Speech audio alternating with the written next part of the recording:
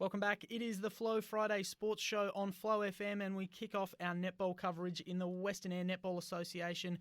And of course, our correspondent for this association is Courtney Trowbridge, and she joins me on the line right now. Hi, Courtney. How are you? Good, thanks, Dan. How are you? Going very well, thank you. It was not exactly a closely contested round last weekend. A couple of blowouts.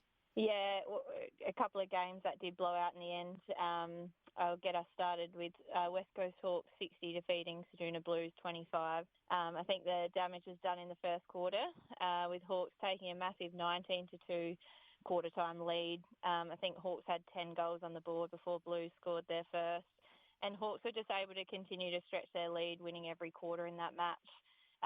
Hawks will be very happy with their strong start as well as their full court defensive effort. They had Tara Bank come up from the B grade to play in goal attack, and I think she created lots of movement in the ring and was well supported out the front with Bella Tatham in wing attack and Kobe Freeman in centre. Alana Cotton picked up plenty of ball in defence as well. Blues were without Taylor Collins, and Casey Grenfell was carrying an injury, so they did have a play around with some combinations. Best player for Blues was Hayley Clayton, who had a solid game in goalkeeper. It was also her 100th game. Best players for Hawks were Kobe Freeman and Bella Tatham, who also received the Anzac medal. I did think Hawks would win this one, but I didn't think it would be by such a margin. So, yeah, they'll be pretty happy with that 35-goal win. And an interesting result for the Ceduna Blues. We know they had that round one win over Thevenard and then had the bye in round two. Was this a little bit unexpected, this one?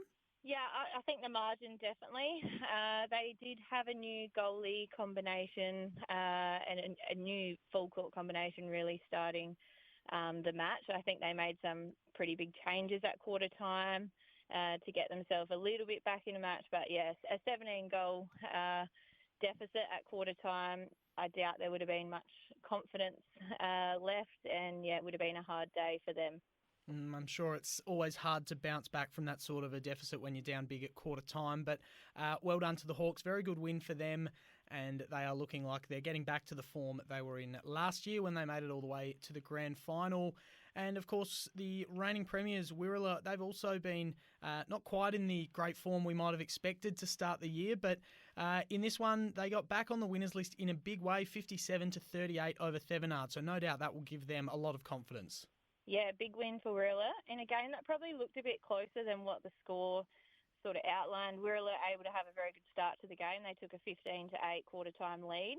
They were able to creep back into that game in the second quarter. I think they got to within 3 or 4, and the lead to Wirrulla remained 7 at half-time, but then Wirrulla were able to just pull away in that second half.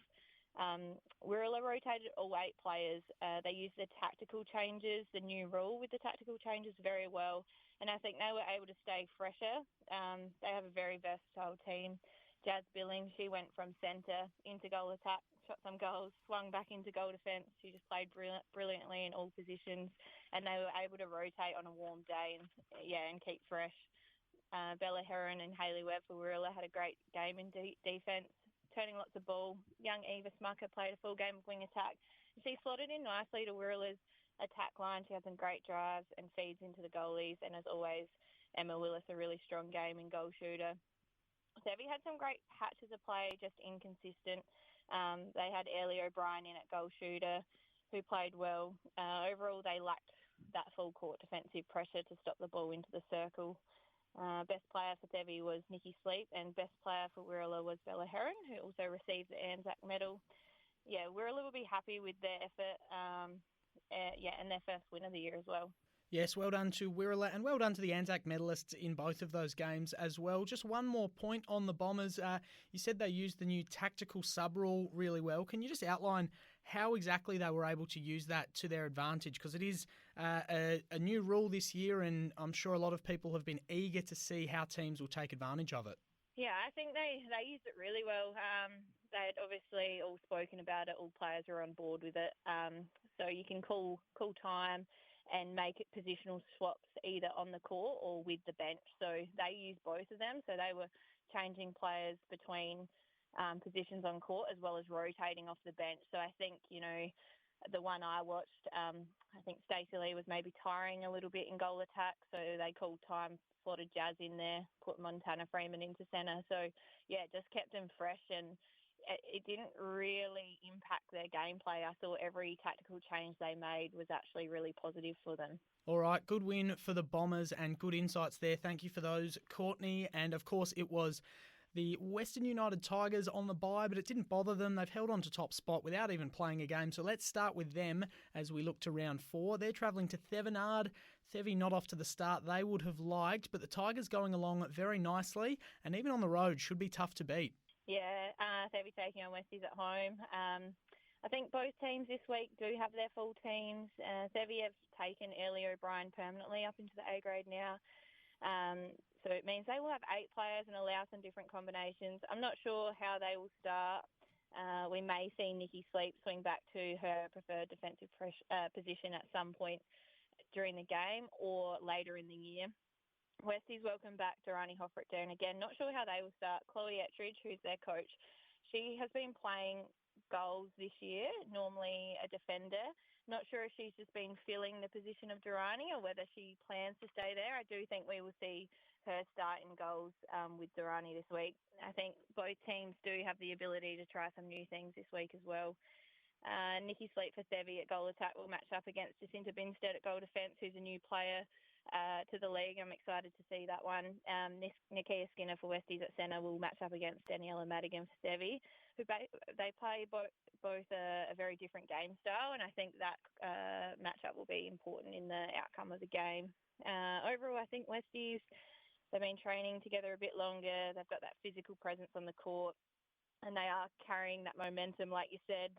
Thevi yet to win a game. They'll be looking to improve and the small wins across the game.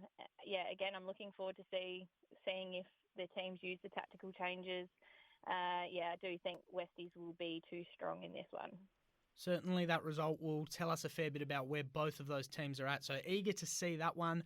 The Hawks, coming off their big win, are rewarded with a week off this week. So that leaves the Ceduna Blues hosting Wirrulla. And once again, this should be really interesting to see where both of these teams are at. Yeah, interesting. Like, as we've spoken about, Ceduna Blues coming off that big loss and Wirrulla off the big win, and lots of confidence. So it'll be interesting to see how both teams come into this match. Both teams, again, with a full team. That will see Hollywood and Casey Grenfell starting goals for Blues up against Hayley Webb and Bella Heron for Wirrulla. Down the other end, it will be Stacey Lee and Emma Willis for Wirrulla up against Hayley Clayton and Taylor Collins for Blues. Both teams have really strong ends of the court, and I think the mid-court in this game will be really important. Both teams' mid-courts are completely different to last year. Blues are young and exciting, but they are quite inexperienced, and I think Jazz Billing for Wirrulla will take control in that centre position. They also have Montana Freeman, who played some great centre last week, and just a few more options through that mid-court. Both teams are looking for a more consistent match this week, but I do think Wirrulla will come away with that win. Informative as always, Courtney. Thank you very much for your time. All the best to you this weekend and all the best to everyone taking the court in the Western Eyre Netball Association. Shaping up to be a very good weekend. Courtney, thank you again. Looking forward to chatting again next week. Have a good weekend. Thanks, Dan.